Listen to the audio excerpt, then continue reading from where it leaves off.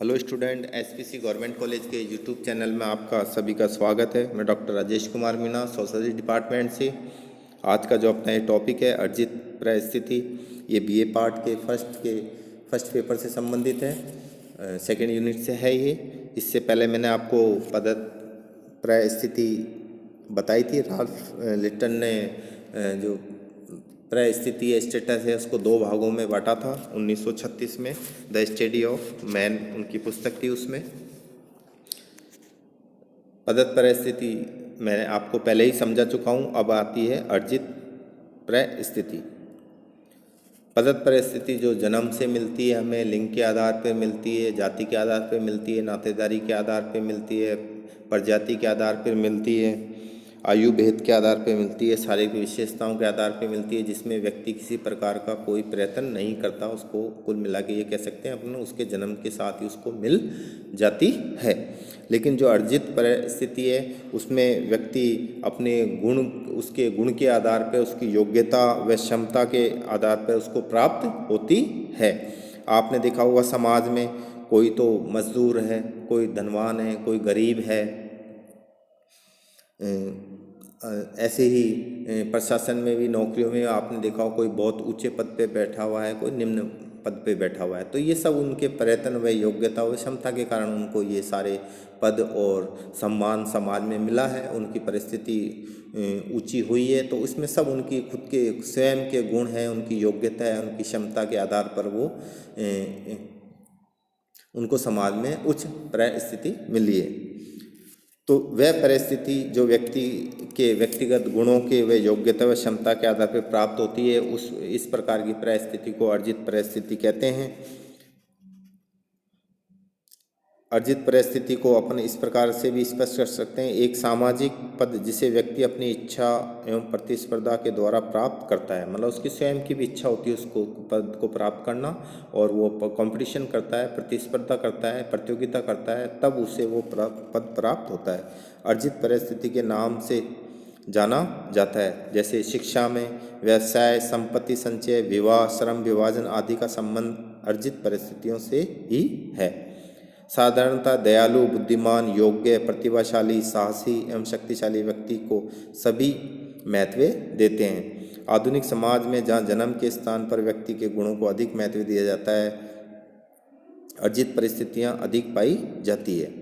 जैसे आधुनिक समाज है उसमें जहाँ जन्म के स्थान पर व्यक्ति के गुणों को अधिक महत्व दिया जाता है ना। परंपरागत समाज था उसमें तो व्यक्ति के जन्म को ज़्यादा महत्व दिया जाता था, लेकिन जो आधुनिक अपना समाज है, शिक्षित समाज है, जो विकसित समाज है, वो आज व्यक्ति के जन्म के आधार पर उसको अधिक महत्व नहीं देता है, उसके गुण के आधार पर। वो चाहे किसी भी धर्म में जन्म लिया हो उसने, चाहे किसी परिवार में लिया हो, चाहे किसी नातेदारी समूह का हो, चाहे वो किसी जाति का हो, चाहे वो किसी प्रजाति का हो, अगर उसमें योग्यता है, गुण है, उसमें क्षमता है, तो उसको समाज में अधिक महत्व दिया जाता है। अर्जित परिस्थितियाँ समाज में अधिक पाई जाती है। अर्जित परिस्थितियाँ जो हैं उनके निर्धारण के जो आधार हैं, बेस है कि किस आधार पर वो मिलती हैं, वो संपत्ति के आधार पर मिलती है, शिक्षा के आधार पर मिलती है, राजनीतिक सत्ता, विवाह, उपलब्धियाँ, ये उनके निर्धारण के आधार हैं। संपत्ति के, जैसे कि आपको मालूम है ही कि व्यक्ति के पद का निर्धारण करने में संपत्ति एक महत्वपूर्ण कारक है। आज के समय में, अगर आधुनिक समय में आप देखो तो संपत्ति पर अधिकार होने या न होने के आधार पर व्यक्ति की ऊंची या नीची परिस्थिति होती है। अगर किसी व्यक्ति का संपत्ति पर अधिकार है, उसके पास बहुत ज़्यादा संपत्ति है, तो उसको समाज में उच्च परिस्थिति मिलती है। वो अगर वो पूंजीपति है तो, अगर कोई गरीब है तो गरीब को निम्न परिस्थिति मिलेगी। तो अपन कह सकते हैं कि अक्सर गरीब की तुलना में पूंजीपति की सामाजिक परिस्थिति ऊंची होती है। ऐसे ही आधुनिक युग में जिन लोगों के पास भौतिक सुख सुविधाएं अधिक है वे ऊंचे माने जाते हैं, और जो मात्र संपत्ति से ही व्यक्ति की परिस्थिति निर्धारित नहीं होती। ऐसा नहीं है कि किसी व्यक्ति के पास बहुत सारी संपत्ति है तो उसके उस समाज में उच्च परिस्थिति हो जाएगी, ऐसा नहीं है। वरन यह भी देखा जाता है कि संपत्ति किस प्रकार से अर्जित की गई है। अगर कोई मान लो डाकू है, चोर है, या किसी प्रकार के गलत कार्य करके अगर वो संपत्ति अर्जित करता है, तो समाज में उसको इतना महत्व नहीं दिया जाता, इतना सम्मान नहीं मिलता, जितना कि कोई व्यक्ति अपनी ईमानदारी से पूंजीपति बना है या अपनी ईमानदारी से अगर उसने धन संग्रह करा है, अपनी मेहनत से धन संग्रह करा है, या मेहनत से व्यापारी बना है, या मेहनत से ऊंचा पद लेके अगर उसने धन का संग्रह करा है, तो उस व्यक्ति को समाज में उच्च दृष्टि से देखा जाता है और उसकी परिस्थिति उस 2 नंबर से जो पैसा संग्रह करा है उसकी अपेक्षा में ऊंची होती है। ऐसे व्यवसाय को भी आपने देखा है, व्यवसाय के आधार पर भी अर्जित परिस्थिति निर्धारित होती है। व्यवसाय भी व्यक्ति की सामाजिक परिस्थिति निर्धारित करता है। जैसे कोई IAS है, उसको समाज में उच्च पद है, डॉक्टर को है, इंजीनियर आदि का पद, चपरासी, मील मजदूर, कृषक, जूते ठीक करने वाले से ऊंचा माना जाता है। कि आप किस प्रकार का व्यवसाय का चयन कर रहे हो, आप बहुत बड़े अधिकारी हो तो आपका पद उस चपरासी से ऊंचा माना जाएगा, मतलब आपकी परिस्थिति जो अर्जित परिस्थिति वो ऊंची होगी।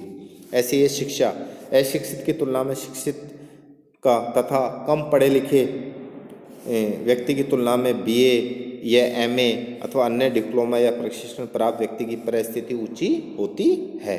ऐसे राजनीतिक सत्ता की बात करें तो जो सत्ता में इस समय है उसकी परिस्थिति ज़्यादा ऊंची है, और जो सत्ता में नहीं है उसकी परिस्थिति निम्न होती है। राजनीतिक सत्ता के आधार पर ही शासक और शासित में भेद किए जाते हैं। साधारणतः जन की अपेक्षा सत्ता एवं राजनीतिक अधिकार प्राप्त व्यक्ति की परिस्थिति ऊंची होती है, और प्रजातंत्र में शासक दल से संबंधित लोग एवं विरोधी दल के प्रमुख नेताओं की सामाजिक परिस्थिति ऊंची होती है। विवाह भी एक अर्जित परिस्थिति के निर्धारण का मुख्य आधार है। विवाह भी व्यक्ति के कई परिस्थितियां प्रदान करता है। विवाह करने पर ही पति पत्नी, माता पिता एवं अन्य परिस्थितियां जैसे जीजा, जवाई, बहू, भाभी आदि प्राप्त होती है। आपने देखा होगा जब किसी की लड़की या लड़के की शादी होती है उसके पश्चात ही उसको विभिन्न प्रकार के पद मिलते हैं या परिस्थिति मिलती है। विवाह के बाद विधवा या विधुर होना या सहजाते या अंतजाते विवाह करने, इसके आधार पे भी परिस्थिति आपने देखा होगा जो अपनी ही जाति में विवाह करते हैं उनको समाज में ज़्यादा उच्च परिस्थिति मिलती है, और जो दूसरी जाति या धर्म में विवाह करते हैं उनको समाज में निम्न परिस्थिति मिलती है, क्योंकि अपने सांस्कृतिक मूल्य ही भारतीय समाज के इस प्रकार के हैं। एक विवाह बहुविवाह करने वालों का भी अलग अलग प्रकार की परिस्थिति मिलती है। तो ये भिन्न भिन्न प्रकार की परिस्थितियाँ विवाह के आधार पर व्यक्ति को मिलती है। उपलब्धियाँ, अचीवमेंट्स, उसने क्या करें, व्यक्ति द्वारा परिश्रम करके प्राप्त विभिन्न उपलब्धियाँ भी उसकी सामाजिक परिस्थिति का निर्धारण करती है। ये उपलब्धियाँ धार्मिक भी हो सकती है, सामाजिक, राजनीतिक, शैक्षणिक, आर्थिक एवं खेलकूद आदि के क्षेत्र में हो सकती है। इसलिए अच्छे खिलाड़ी, वैज्ञानिक, आविष्कारकर्ता, श्रेष्ठ साहित्यकार, संगीतकार, कलाकार, कवि आदि की सामाजिक परिस्थिति ऊंची होती है। इस प्रकार हम ये कह सकते हैं कि समाज में व्यक्ति की परिस्थिति के निर्धारण में अनेक कारकों का हाथ है। प्रदत्त परिस्थिति के निर्धारण के लिए उपयुक्त कारकों में से जैसे लिंग है, नातेदारी है, जन्म, शारीरिक विशेषताएं हैं, उसी प्रजाति उत्तरदायी होती है। उसी प्रकार से अर्जित परिस्थिति के लिए संपत्ति, व्यवसाय, शिक्षा, राजनीतिक सत्ता, विवाह, उपलब्धियों को विशेष महत्व दिया जाता है। धन्यवाद स्टूडेंट।